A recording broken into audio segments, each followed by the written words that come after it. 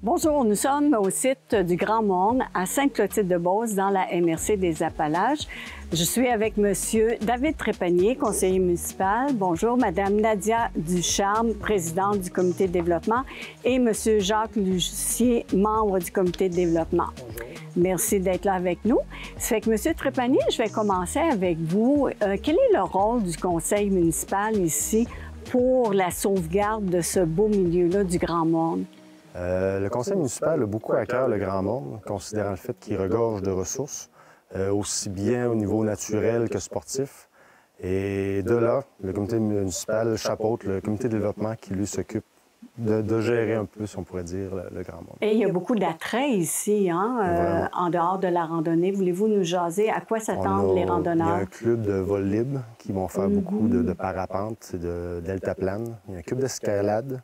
Il va y avoir beaucoup d'écoles qui vont venir pour soit étudier la nature, étudier les minerais, étudier l'histoire de la Terre, vraiment. C'est un peu ça. Donc, c'est un attrait touristique très important pour la municipalité de Sainte-Clotilde. Vraiment, puis on a vraiment à cœur de le garder naturel aussi. De ne pas trop mettre ça travailler, puis vraiment garder le sentier naturel de ça. Exactement.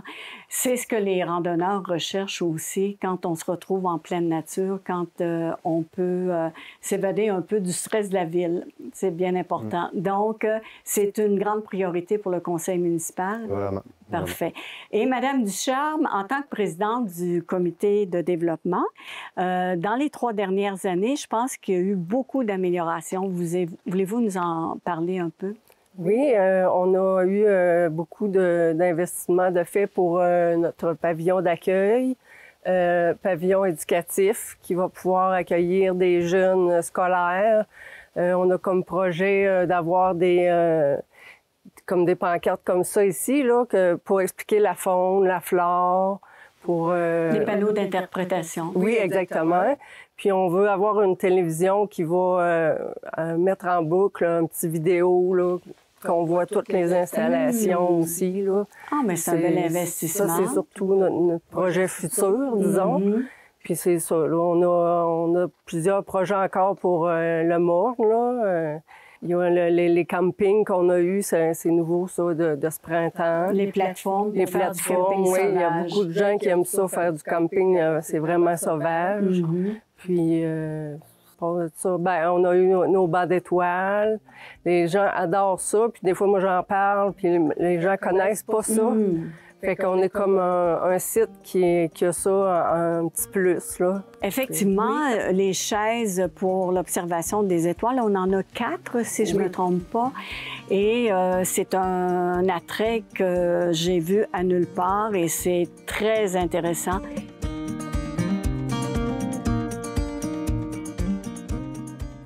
Monsieur Quirion, quand vous rencontrez des randonneurs, est-ce que vous savez s'il y a des gens qui viennent d'un peu partout? Parce que moi, ce que je trouve ici, c'est que le site est central comme Thetford Mines, Nouvelle-Beauce, Sherbrooke, Québec. Vous jasez avec les randonneurs à l'occasion? Oui, effectivement. Je rencontre beaucoup de marcheurs quand je viens faire mon entretien. Puis les gens, c'est du monde de Port-Neuf, de Québec, de Mégantic, de Sherbrooke, petits comme les plus âgés. Là, puis, des fois, on est surpris de la santé des gens. Exactement. Vous avez déjà rencontré une dame qui avait 75 ans et qui était très en forme? Oui, la madame, je l'ai rencontrée au sommet. Elle avait fait tout le sentier du crescendo et de la grotte. Puis quand je l'ai vu arriver sur la montagne, j'étais comme épaté de ça, qu'une personne âgée pouvait faire les sentiers. Là. Donc, si on se maintient toujours en forme, on peut en faire même jusqu'à 80-85 ans. Moi, je pense que ça apporte la longévité à la vie. Là, exactement, vous avez raison. Tout ça existe grâce à des initiatives du début depuis 1987-88. Ça fait que, M. Lucier, vous étiez maire à ce moment-là. Quand vous avez fait des démarches au début pour le droit de passage, c'était une location de la montagne du Grand Monde. La montagne appartient à des particuliers. Tout à fait. Voulez-vous nous résumer un peu les grandes lignes là, du départ du projet? Absolument. En fait, le comité de développement, c'est moi qui l'ai créé. Dans mon premier mandat que j'ai eu, on a mis sur pied ce comité-là, à la suite d'une réflexion que toute la communauté a faite sur l'avenir de Sainte-Clotilde. Vous savez, d'équipements comme nous avons ici au Grand Monde ne peut pas se faire sans une bonne réflexion sur qu'est-ce qu'on veut en faire, où est-ce qu'on s'en va avec nos skis là-dedans, quelle sorte d'équipement qu'on peut avoir. Et cette réflexion-là, Sainte-Clotilde se l'est donnée à l'occasion de la mise au point d'un plan stratégique de développement. Et le comité de développement faisait partie du plan stratégique. Le Grand Monde prend toute sa signification dans la création de ce bidule-là. Le comité de développement, c'est un organisme qui permettait de faire des choses que la municipalité n'a pas le droit de faire ou n'a pas le loisir de faire, peu importe, mais n'a pas la possibilité de faire. Donc, le comité, lui, c'est le bras d'action du conseil municipal dans la région. Et ce comité-là, donc, a travaillé pour développer les premiers équipements dans les années 90-2000. On a eu une subvention du ministère des Terres et Forêts de 120 000, ce qui a permis de tracer les premiers sentiers, d'avoir des premiers outils comme des tours d'observation. Et les maîtres d'œuvre de ces travaux-là, c'était Caroline Clavet et Alain Roy. Et ces gens-là ont organisé et dirigé et réalisé les projets qui sont encore présents. Il y a quelques années, le maire m'a demandé de revenir au comité de développement. J'étais à ma retraite, je ne savais pas grand-chose à faire, évidemment. Alors, ils ont dit, Jacques, tu vas prendre ça, puis tu vas réactiver tout ça.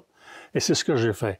Et avec un comité qui a été mis sur pied, avec Nadia, David et d'autres, on a mis sur pied des activités pour remplacer la plupart du temps des équipements qui étaient devenus obsolètes parce que fabriqués en bois, donc ça ne dure pas. Et les équipements qu'on a remplacés sont en aluminium maintenant, fabriqués par une entreprise de Sainte-Clotilde. Autant que possible, on utilise les gens d'ici pour faire les travaux qu'on a à faire faire.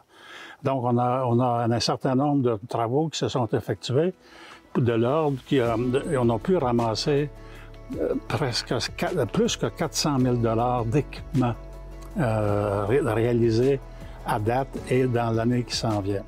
Donc ici, M. Quirion, il y a de super belles plateformes pour le camping.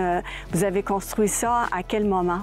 Celle-ci et l'autre, ça fait 3 ans qu'on a construit 4 la première année, avec l'aide d'un étudiant que j'avais pour m'aider pour les construire. Il y a eu beaucoup de transport de bois. Ça a été vraiment un travail difficile pour l'étudiant et moi pour les faire, mais on est très fiers de notre construction. Les gens peuvent venir camper ici pour à peine 12 $ par nuit. Et ils peuvent profiter des nuits étoilées, puis avec les bains des étoiles. Puis, exactement. Puis en fait, nous en avons 6 de construire. Et il faut réserver en ligne. Il faut réserver en ligne à la municipalité, oui. Moi, je trouve que ça a été très visionnaire de votre part, les gens de Sainte-Clotilde-de-Beauce, parce qu'en 1986, 7, 8, c'était une minorité de gens qui faisaient de la randonnée pédestre et maintenant, il y a des gens de tous âges. Ça fait que félicitations. Merci. Grâce à toute votre collaboration, maintenant, vous avez un beau site ici et on sait qu'on peut venir à l'année longue. Et donc, les gens de partout, de la région, de la Beauce, de Québec, de Thetford, c'est très beau comme paysage en haut de la montagne. Nous sommes allés dernièrement et vraiment, félicitations.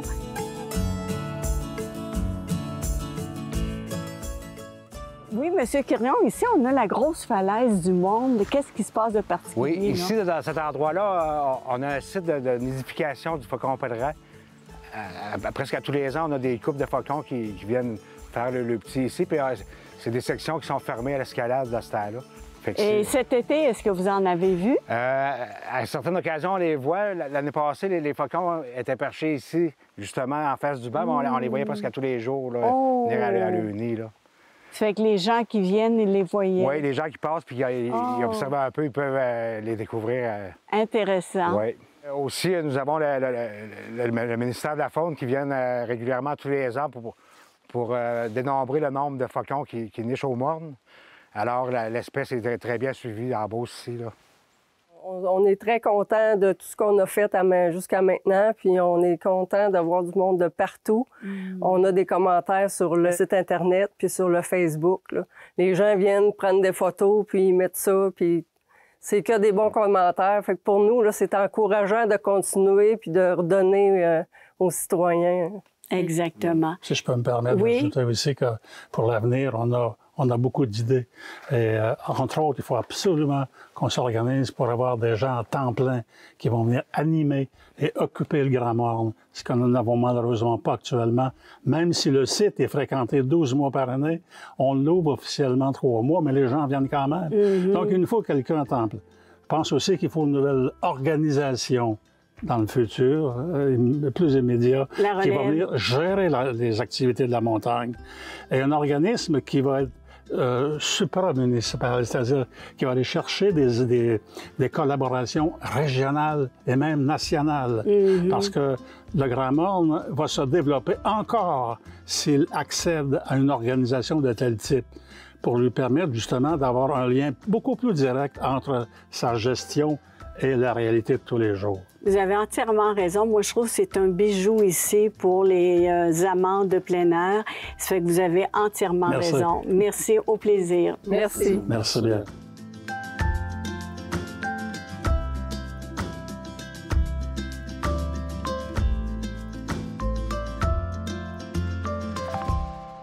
Alexis, qu'en est-il des vêtements à porter sur soi lors d'une randonnée? Alors, c'est certain qu'il y a différents types de vêtements à porter selon la météo. C'est vraiment important de connaître le temps que vous allez avoir sur votre randonnée pour pouvoir vous ajuster au niveau de vos vêtements. Mais ce qu'il faut penser en général, c'est au système de multicouches ou encore ce que j'appelle des fois la pelure d'oignon. Donc c'est être capable de pouvoir se dévêtir et se vêtir en fonction de la randonnée. Au début de la randonnée, on n'est pas vraiment chaud, donc on a un petit peu froid, on peut avoir plusieurs couches sur soi et ensuite en allant de la randonnée, avec les montées ou la distance, on va avoir un petit peu plus chaud, donc il faut être capable de se dévêtir. Ce qu'on conseille dans un premier temps au niveau de la couche, ce qu'on appelle interne, c'est d'avoir des vêtements proches du corps qui vont garder la chaleur en polyester ou laine de mérino. Ensuite, il va y avoir la couche intermédiaire qu'on va préconiser avec un système de fermeture éclair pour pouvoir se ventiler. Donc, petite veste qui va permettre de garder au chaud et qui va être plus ample que la couche interne. Ensuite, on va porter une couche externe type manteau imperméable pour garder au sec par temps de pluie ou par vent très fort. On conseille aussi en hiver de porter un cache-cou et on peut porter une paire de gants aussi si on utilise des bâtons pour éviter les ampoules au niveau des mains. Avec ces différents types de vêtements, vous êtes bien habillé, bien équipé pour pouvoir faire une bonne randonnée.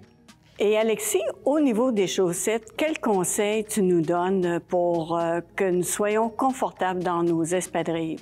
C'est sûr que des chaussettes, il y en a plusieurs sortes. Alors en général, ce qu'on préconise, c'est d'avoir des chaussettes de bonne taille avec des coutures plates et anti-transpirantes. Avec des chaussettes qui sont adaptées au niveau de la météo, on peut avoir des chaussettes un peu plus légères qui vont éviter d'avoir les pieds trop humides et aussi on peut conseiller d'apporter une deuxième paire de chaussettes durant sa randonnée qu'on peut changer pendant sa pause lunch si on a les pieds trop humides pour éviter d'avoir des ampoules. En évitant d'avoir des ampoules, on peut finir confortablement sa randonnée.